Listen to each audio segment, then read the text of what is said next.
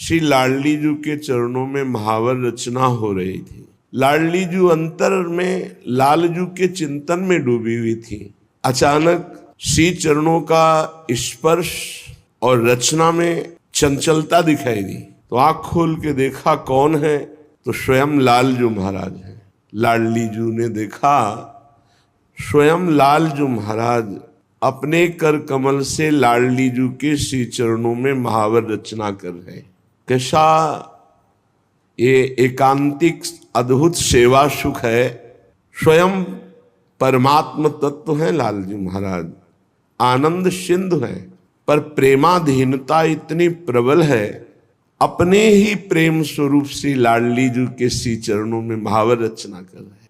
लालजू महाराज अपने कर कमल को तभी सफल मानते हैं जब प्रेम समुद्र का सार स्वरूप श्री लाडली जी के श्रीअंग की कोई भी सेवा मिल जाए, बेणी गुंथन, दर्पण दर्शन कराना या महावर रचना करना, यहाँ तक कि चरण चापना। प्रेमाधीनता प्रभु में बहुत प्रबल है, अन्यत्र ऐसी प्रेमाधीनता नहीं पाई गई। यहाँ तक कि अपने दास की भी प्रेमाधीनता में दासता करने में आपको सकुच नहीं होता। अनंत ब्रह्मांडों के अधिपति के पास क्या कमी, किसी एक शक्ति एक सेवा को पूर्ण कराने के लिए आदेश कर दे, सब हो जाए। लेकिन आप स्वयं मुस्कुरा दिया किशोरी जी ने। प्रभु आपकी प्रेमाधीनता अद्भुत है। प्रभु चित्र रचना कर रहे, श्री चरणों में महावर लगा रहे हैं और कोकिला डाल पे बैठी हुई बोल रही राधा राधा राधा, फिर शांत हो जाती। लालजू ने कोकिला से कहा, ऐ वृंदावन के प्रेम स्वरूप वृक्ष में विराजमान प्रेम स्वरूप कोकिला, ये जो प्रेम अमृत का पान करा रही श्रवणेन्द्री के द्वारा राधा राधा प्रिया प्रिया श्यामा श्यामा, तू शांत क्यों हो गई? गा मैं तेरी बलिहारी जाऊं। एक कोकिला तू भी श्याम और मैं भी श्याम, बस मेरे मन में तू मन मिला दे तो देख मेरा मन राधा रंग में रंगा हुआ है। तू भी राधा राधा गा रहे, इसलिए तेरी बलिहारी जाऊं। ध्यान दीजिए, प्रभु बलिहारी जा रहे हैं जिसके मुख से राधा राधा निकल रहा है। जब कोई राधा बोलता है तो मेरे प्यासे कान उधर हो जाते हैं, मेरी दृष्टि उसके ऊपर हो जाती है। क्या दूं इसको? प्यारी जी का नाम सुनाया तो पहले तो रजिस्टर ही फाड़ देते हैं। अनंत जन्मों का लेखा जोखा जो चित्रगुप्त के द्वारा है वो सब खत्म कर देते हैं।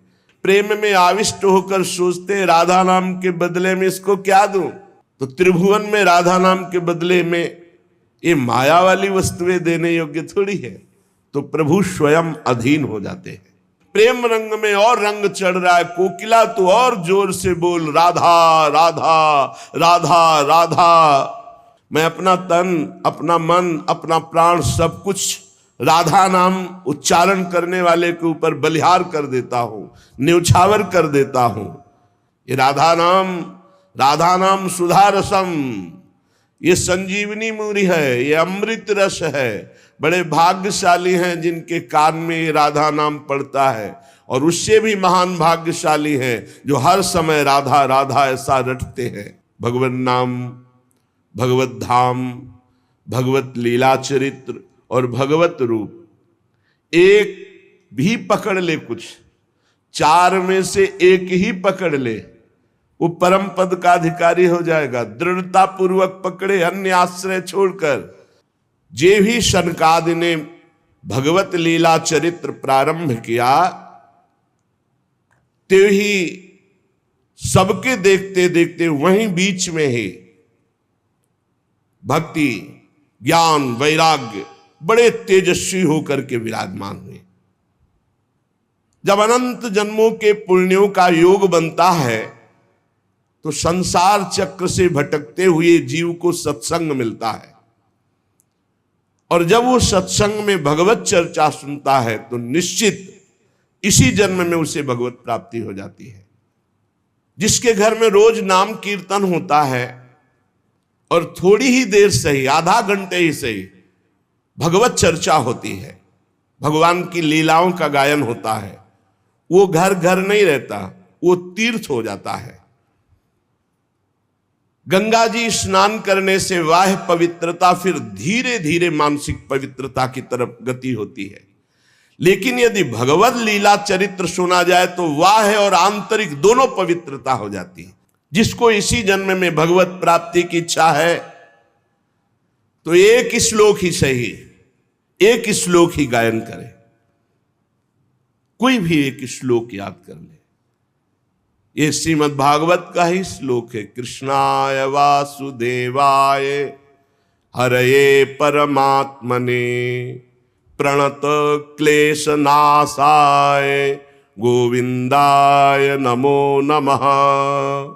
सनकादि कहते हैं जो पुरुष अहर्निश भगवान का नाम जप करता है, अहर्निश निरंतर महिमा है, जो अहर्निश, और जहां भगवान की चर्चा होती, जैसे प्यासा आदमी दौड़ के जाता है, बावरों सो रस में फिरे खोजत नेह की बात, बावरा में कहां भगवत चर्चा हो रही, और जाके वहां शांत एक चित्त होकर बैठकर भगवत चर्चा सुनता है, तो कह रहे जन्म कोटि कृतम पापम नश्यते नात्र संशया। करोड़ों जन्मों के पाप उसके नष्ट हो जाते, इसमें कोई संशय ना करे। जो पुरुष पधारने जा रहा हो, शरीर पूरा हो रहा हो, उस समय नाम कीर्तन, उस समय भगवान के लीला चरित्रों के 2-4 अध्याय गान कर दे, निश्चित वो भगवान के धाम को जाएगा, निश्चित।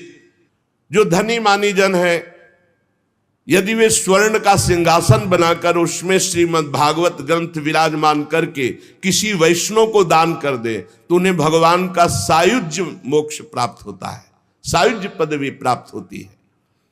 संसार में सब कुछ सुलभ हो सकता है, पर संत समागम बहुत कठिन है। संत समागम, भगवत प्रेमी महात्मा का मिलना, महत्संगस्तु सुदुर्लभ हो। करोड़ों जन्मों के जब पुण्य एकत्रित होते हैं, तब भगवत प्रेमी महात्मा का सानिध्य और उनके श्रीमुख से सिद्धांत और भगवत चर्चा सुनने को मिलती है। नारद जी, आप बड़े ही महान योग निधि महात्मा है, क्योंकि आपने जगत कल्याण के लिए ज्ञान वैराग्य को पुष्ट करने के लिए प्रयत्न किया। भगवत मार्ग में भगवत लीला कथा श्रवण रसास्वादन करने के लिए झूठ बोलना त्यागना आवश्यक है। दूसरा, व्यभिचार। झूठ बोलना और व्यभिचार करने वाला, चाहे वो कथा कहे या कथा सुने, उसे स्वाद नहीं आएगा। इसलिए सनकादि कह रहे सत्य भाषण और ब्रह्मचर्य पालन। जो फल तपस्या, योग और समाधि से भी प्राप्त नहीं हो सकता, वो भगवान की लीला कथा अमृत सुनने से प्राप्त हो जाता है। सनकादि ने महिमा वर्णन की। शौनक जी ने पूछा, सूत जी ये तो आपने बड़े आश्चर्य की बात कही,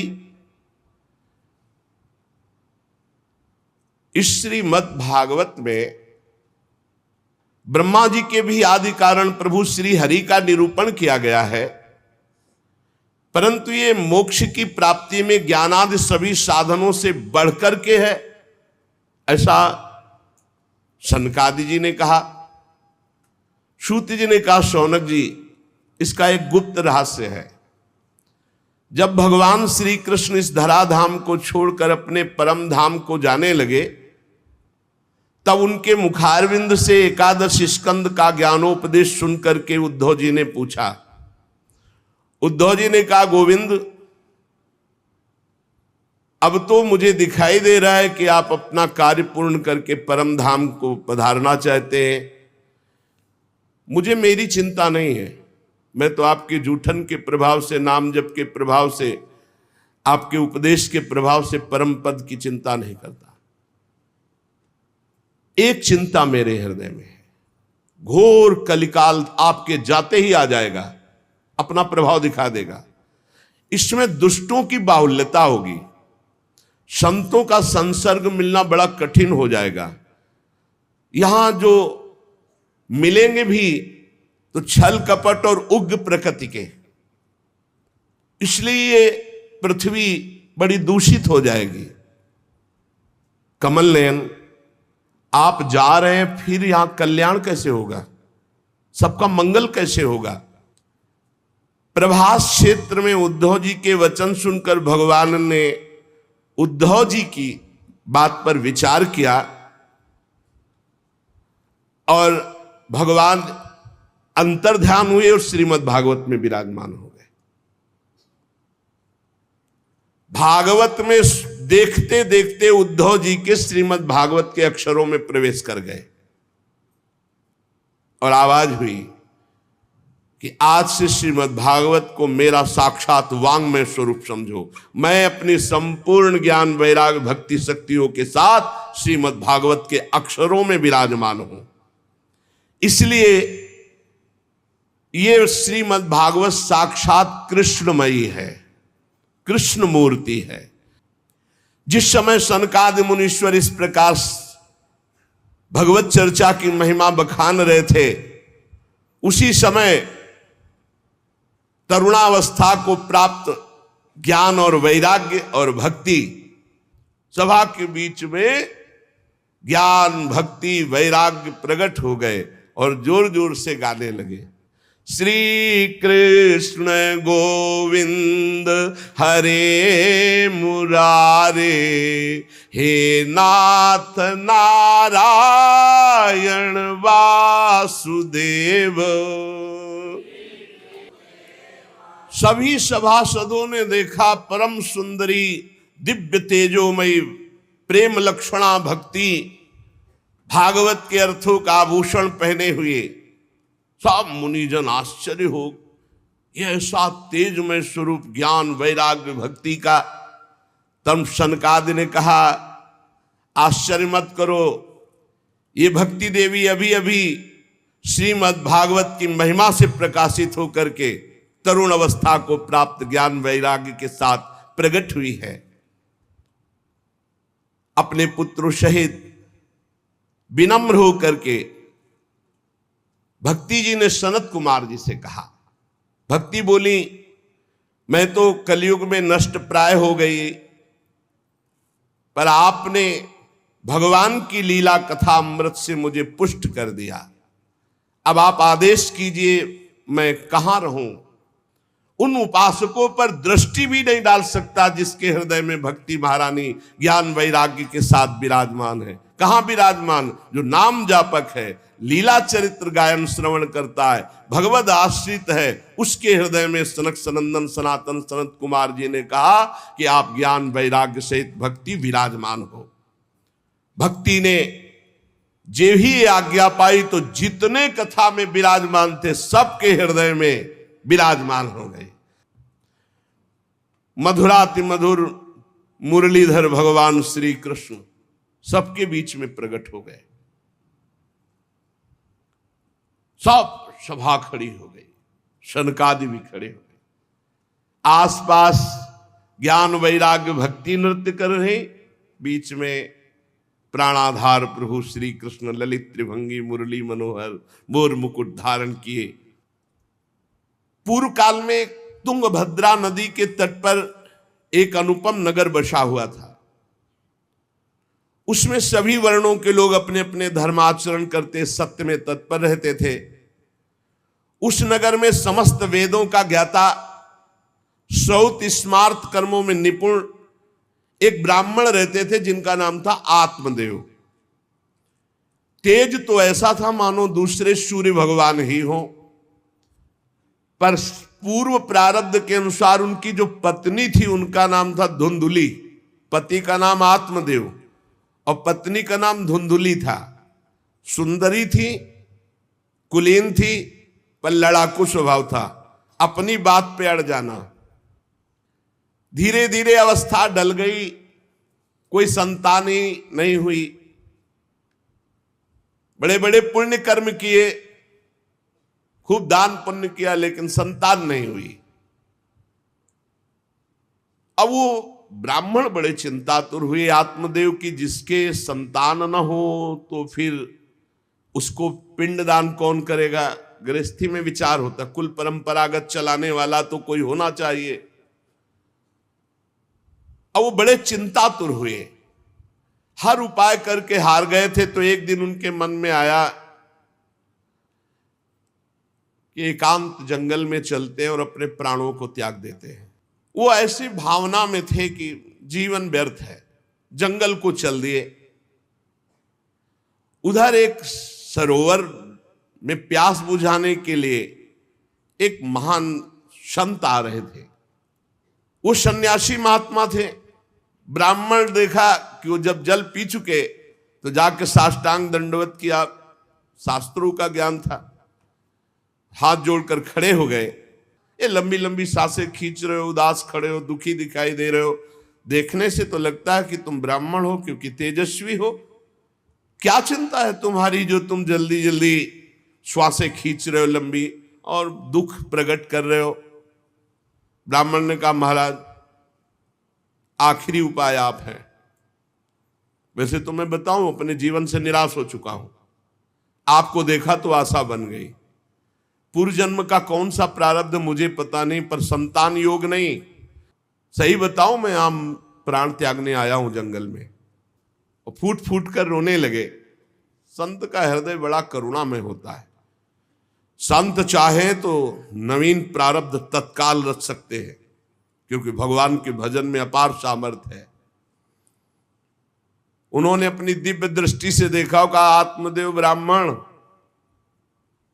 पुत्र का मोह तो छोड़ दो, आप विवेक का आश्रय लो, भजन करो।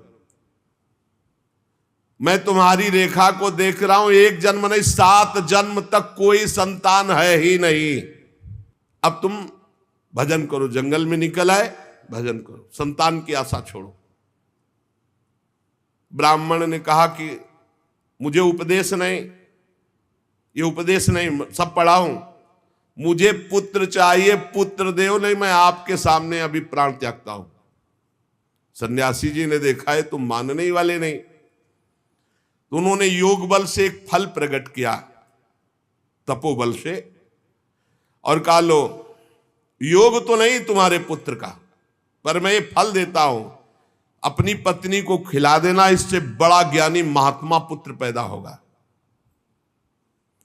तुम्हारी स्त्री 1 साल तक सत्य, शौच, दया, दान, ब्रह्मचर्य का पालन करे, एक टाइम अन्न खाए, तो और ये फल पाने के बाद 1 वर्ष के बाद ऐसा महापुरुष प्रकट होगा जो तुम्हारा कल्याण भी कर देगा, तुम्हारे पितरों का भी उद्धार कर देगा। वो योगीराज सन्यासी फल दिए। अब तो आत्मदेव बड़े प्रसन्न हुए, क्योंकि कामना पूर्ण हो गई। फल लेकर आए। धुंधुली उनकी पत्नी थी, जो लड़ाकू स्वभाव की, बड़ा क्रूर स्वभाव, दुष्ट स्वभाव। आके कहा, हो भाग्य, एक सन्यासी मिले, वो फल दिए, और उन्होंने नियम बताया है कि 1 साल तक सत्य बोलोगी, पवित्र रहोगी, दूसरों को दान करोगी, एक समय तुम अन्न खाओगी, और बहुत शुद्ध स्वभाव वाला महात्मा बालक पैदा होगा, ये फल खा लो। तो उन्होंने कहा कि फल तुरंत थोड़ी खाया जाता, नहा धो के बड़े पवित्रता से खाया जाता, लाओ और जाओ, आप निश्चिंत रहो। बोलने, अगर हमारे सामने पाल, तुम्हें विश्वास नहीं, वो डरते भी थे, घर के बाहर हो गए। अब वो कुटिल स्वभाव की थी, क्रूर स्वभाव की। उन्होंने अपनी बहन को बुलाया और रो रो के कहने लगी कि बहन, मुझे बड़ी चिंता हो गई, समस्या आ गई। क्या? बोले, पंडित जी जो ये फल लाए हैं, फल से गर्भ रह जाएगा, पहले तो नियम बता गए हैं। ये सब विचार करके उसका, ये सब हमसे नहीं होने वाला।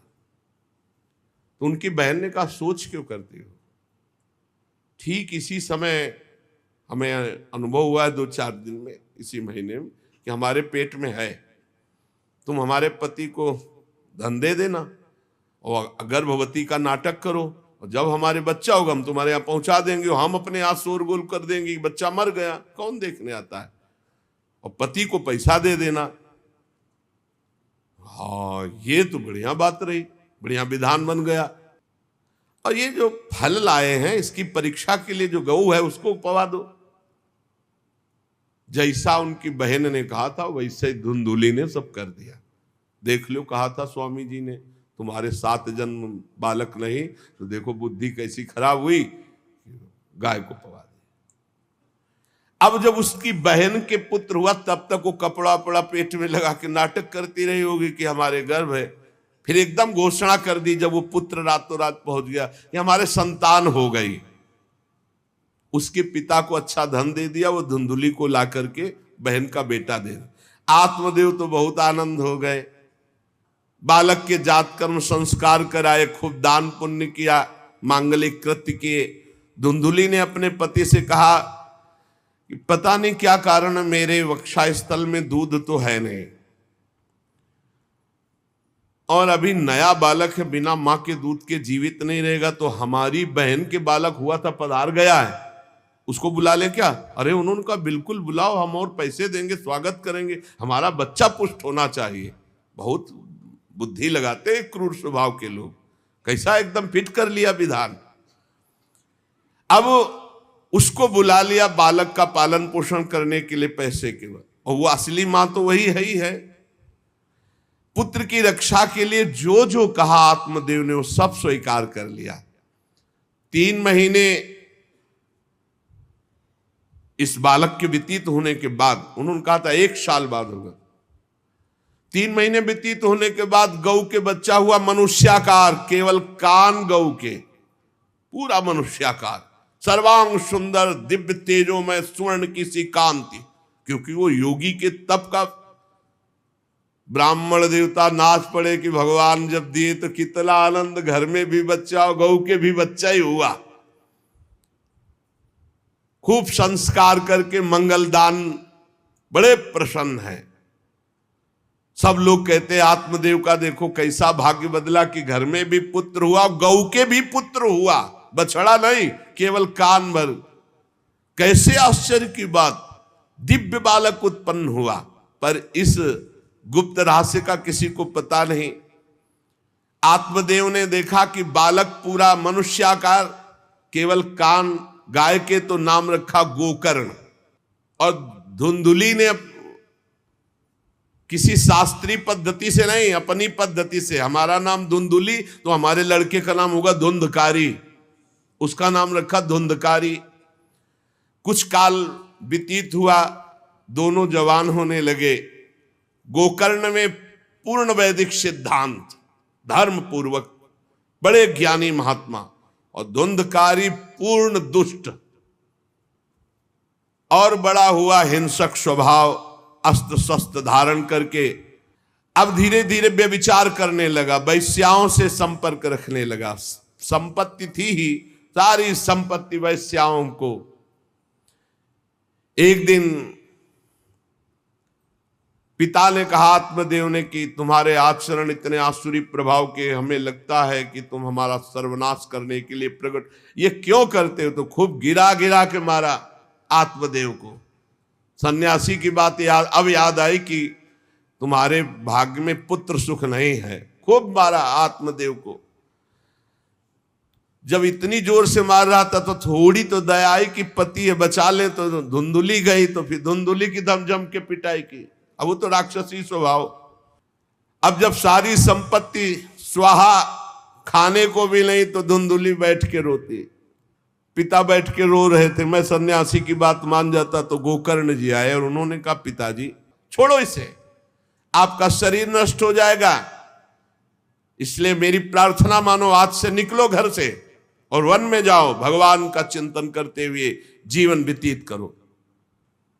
बस उसी समय गोकर्ण को मन से प्रणाम करके कि भगवान गुरु रूप से इसी रूप में आकर मुझे उपदेश दे रहे हैं, उसी समय आत्मदेव जी ने तो घर छोड़ दिया और वन की यात्रा की।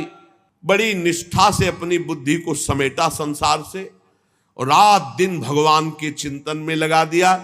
भगवान के चिंतन और भागवत के 10वें स्कंद का रोज पाठ पूरा, इसके प्रभाव से श्री कृष्ण चंद्र की प्राप्ति हुई, गोकर्ण जी के उपदेश से आत्मदेव की। अब जब पिता वन को चले गए तो और छूट, वैसे मानता तो था ही नहीं पर और छूट हो गई। अब धुंधकारी ने उठाई लाठी डंडा, जो धुंधुली की डट के पिटाई की और कहा बता धन कहाँ है। अब जितना धन था तो सब ले गए। किसी तरह वो छूट पाई तो भागते हुए जाकर कुएं में गिरकर अपने शरीर को नष्ट कर दिया कि रोज की पिटाई से अच्छा एक बार दुर्गति को प्राप्त हुई। योगनिष्ठ गोकर्ण जी ने जब देखा कि धुंधकारी का आतंक बढ़ रहा है तो उन्होंने छोड़ दिया। जो ज्ञानी पुरुष होते प्रपंच नहीं स्वीकार करते, उनको कोई सुख दुख इससे नहीं, उदासीन भाव से तीर्थ यात्रा को निकल गए। धुंधकारी ने 5 वैश्याओं को अपने संग में रखा, सब नौजवान वैश्याएं। अब उनके लिए पशुओं का मांस चोरी करके उनकी मनोकामनाएं पूरी करना। एक दिन उन वैश्याओं ने कहा कि हमको तो हार नहीं पहनाया आज तक, कामना होती है।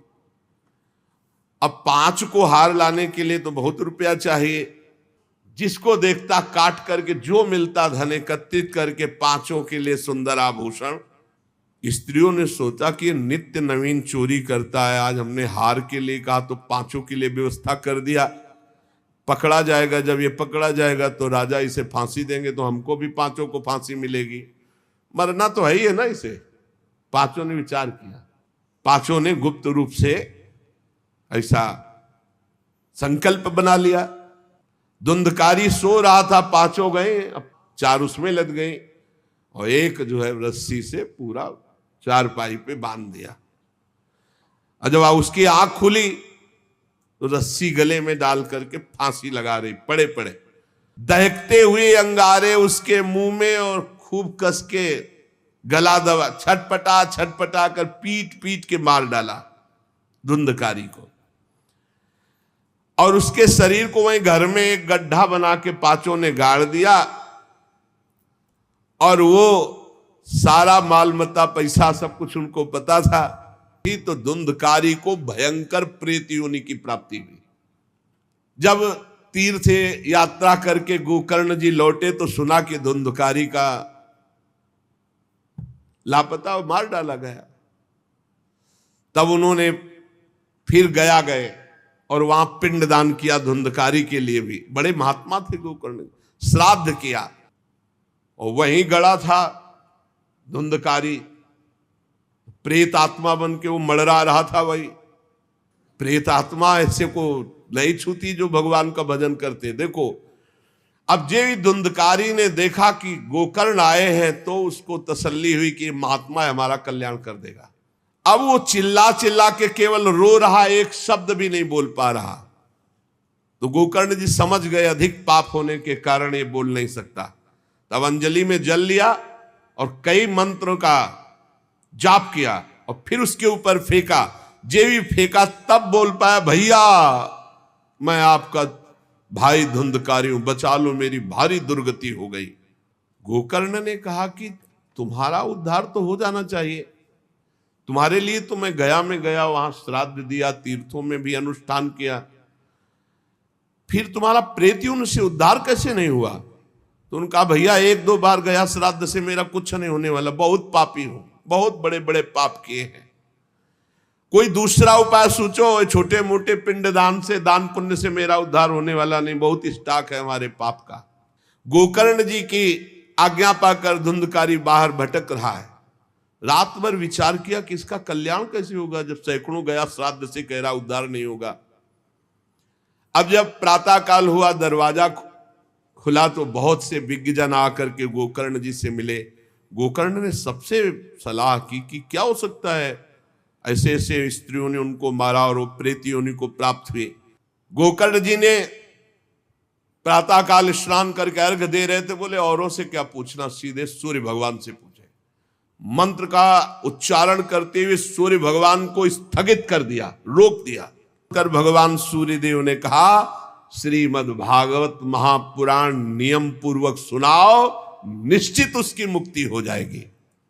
सप्ताह पारायण 7 दिन में पूरी भागवत श्लोक सहित। गोकर्ण जी ने निश्चय किया, मैं स्वयं सुनाऊंगा और उसका उद्धार करूंगा। अब तो कथा का समय निश्चित किया, सबको बैठने की उचित व्यवस्था की गई।